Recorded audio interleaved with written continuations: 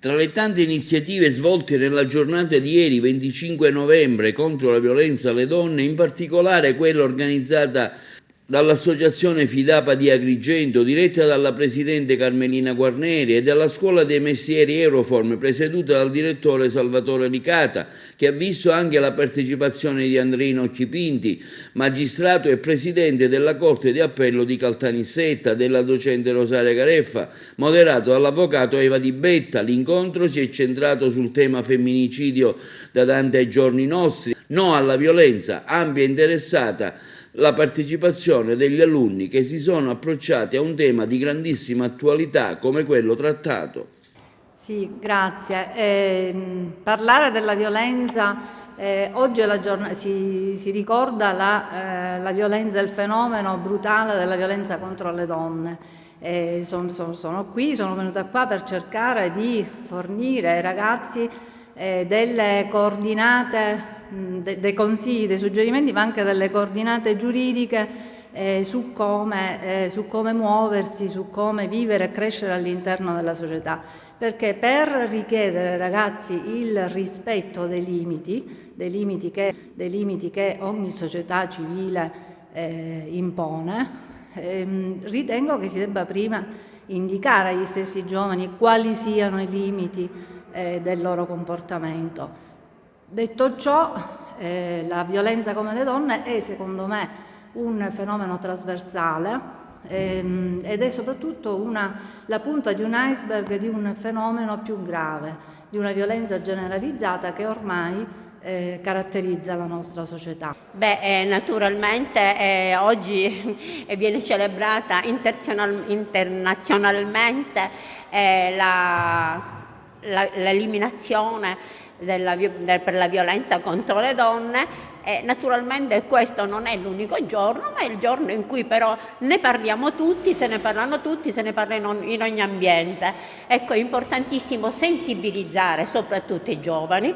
perché c'è appunto parità di genere e nell'ambito di questa parità di genere i ragazzi devono capire che la ragazza, la donna, non è un oggetto di possesso, ma è semplicemente un'amica con cui ci si integra,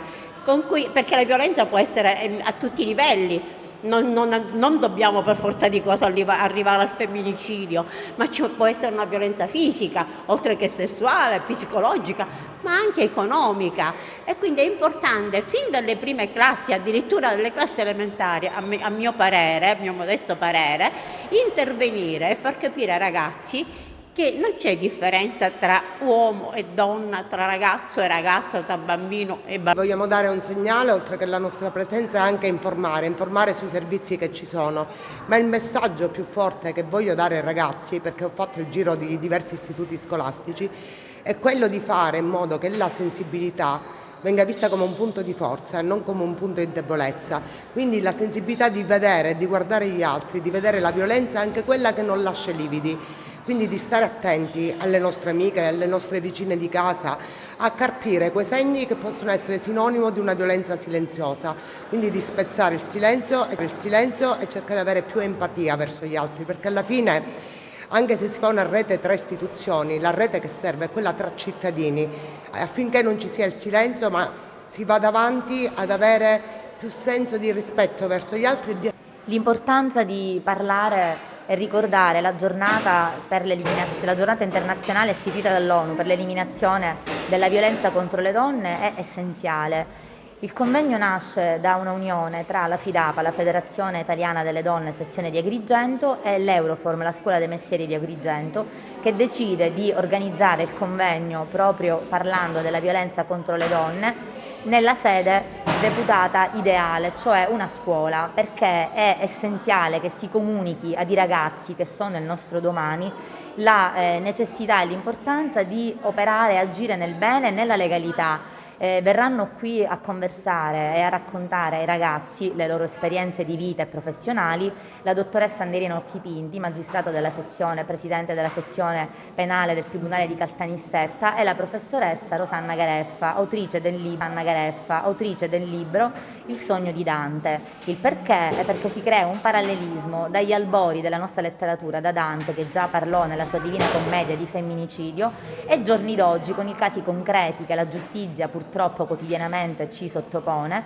che sono casi di donne reali che hanno subito e sono graffiate nella loro anima e nel loro corpo dalla violenza, fino ad arrivare all'estremo che è il femminicidio. Quindi è importantissimo che si parli alle coscienze dei giovani per suscitare loro il senso del bene.